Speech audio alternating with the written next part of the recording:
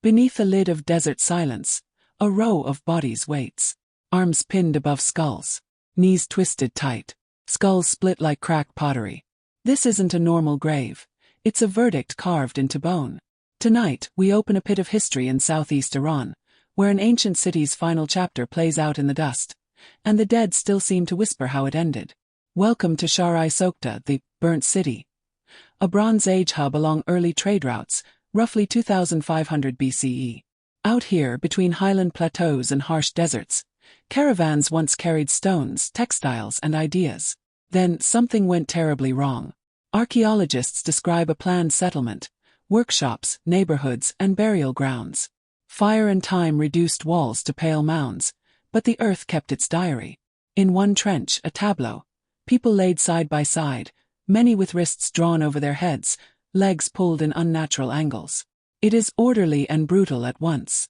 In the 20th and 21st centuries, teams uncovered graves across the site. Most were typical for the era. Simple burials, a few grave goods. But this cluster broke the pattern. Bones told of speed. Shallow pits, bodies packed close, scant offerings. And then the fractures. Several skulls bearing blunt trauma. The arrangement wasn't random. It read like procedure. What does trauma say after 4,000 years? Forensic work looks for timing and force. Clean, radiating cracks across cranial vaults suggest heavy blows. The arm positions, raised and rigid, could be restraint at death or binding in burial.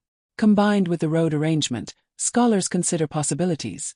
A mass execution, ritual punishment, or a violent episode during crisis. Shahr-i Sokhta prospered on exchange. Prosperity is fragile. Drought can empty granaries. Politics can snap trade links. And belief can sanctify blood. The people in this pit could be prisoners of conflict, victims of an uprising, or offerings in a rite we no longer recognize. The desert does not explain. It simply preserves the moment. Personal artifacts from the wider cemetery, beads, combs, pottery, hint at everyday lives. Craftworkers, traders, parents.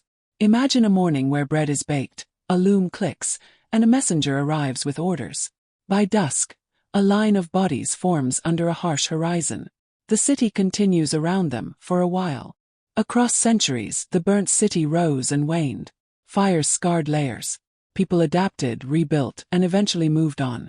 The mass burial becomes a single punctuation mark in a long story, a flare of violence against a backdrop of routine. Yet it's the flare we can't look away from. Archaeology is a disciplined kind of humility.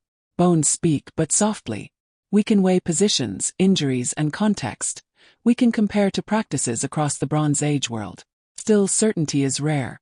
The ethical task is to reconstruct without inventing. So we hold two truths at once. These people died violently.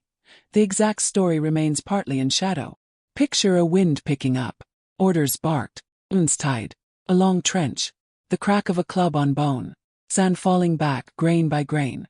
The city inhales, then keeps breathing. Markets reopen, children play, the sun sets. Only deep below, a line of the condemned waits for us to find them. The burnt city is quiet now, but its graves are not. They caution us about order without mercy and about how quickly routine can break. If this investigation moved you, explore more lost chapters with us. Subscribe, share this film, and tell us how you interpret the evidence in the comments. Because history isn't only what we know, it's what we dare to ask.